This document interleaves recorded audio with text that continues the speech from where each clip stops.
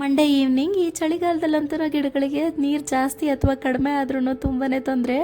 ಇನ್ನು ರಾತ್ರಿ ಅಡುಗೆಗೆ ರೆಡಿ ಮಾಡ್ಕೊಂಬಿಡೋಣ ಅಂತ ಹೇಳ್ಬಿಟ್ಟು ನುಗ್ಗೆಕಾಯಿ ಬೇಳೆ ಸಾಂಬಾರು ಜೊತೆ ರಾಗಿ ಮುದ್ದೆನ ಮಾಡ್ಕೊಳ್ತಾ ಇದ್ದೆ. ಮೊದಲು ನುಗ್ಗೆಕಾಯಿನ ತೊಳೆದ್ಬಿಟ್ಟು ಇನ್ನು ಬೇಯೋದಕ್ಕೆ ಇಡ್ತಾ ಇದ್ದೀನಿ. ಒಂದು 10 ನಿಮಿಷ ಚೆನ್ನಾಗಿ ಬೇಯಿಸ್ಕೊಂಡ್ರೆ ಸಾಕು.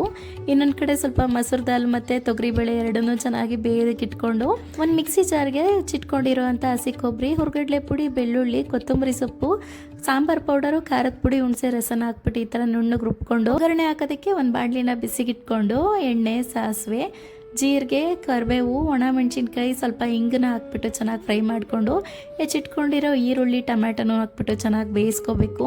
ಇನ್ನು ಅರಿಶಿನದ ಪುಡಿ, ರುಬ್ಬಿಟ್ಕೊಂಡಿರೋ ಮಿಶ್ರಣನ ಹಾಕ್ಬಿಟ್ಟು ಚೆನ್ನಾಗಿ ಹುರ್ಕೊಂಡು ನೀರು, ಬೇಳೆ ಹಾಗೆ ಬೇಯಿಸಿಟ್ಕೊಂಡಿರೋ ಅಂಥ ನುಗ್ಗೆಕಾಯಿನ ಹಾಕ್ಬಿಟ್ಟು ಸ್ವಲ್ಪ ಉಪ್ಪು, ಕೊತ್ತಂಬರಿ ಸೊಪ್ಪನ್ನ ಹಾಕ್ಬಿಟ್ರೆ ನುಗ್ಗೆಕಾಯಿ ಬೇಳೆ ಸಾಂಬಾರು ರೆಡಿ ಆಗಿಬಿಡುತ್ತೆ. ತರಕಾರಿ ಯಾವ ಆಪಲ್ ತರಿಸ್ತೀರಿ ಅಂತ ಕೇಳಿದ್ರಿ. ನಾ ಅರ್ಜೆಂಟಾಗಿ ಏನಾದರೂ ಬೇಕು ಅಂದರೆ ಬ್ಲಿಂಕಿಟಲ್ಲಿ, ನಿಧಾನವಾಗಿ ಬೇಕು ಅಂತ ಹೇಳಿದ್ರೆ ಕಂಟ್ರಿ ಡಿಲೈಟಲ್ಲಿ ತರಿಸ್ಬಿಡ್ತೀವಿ.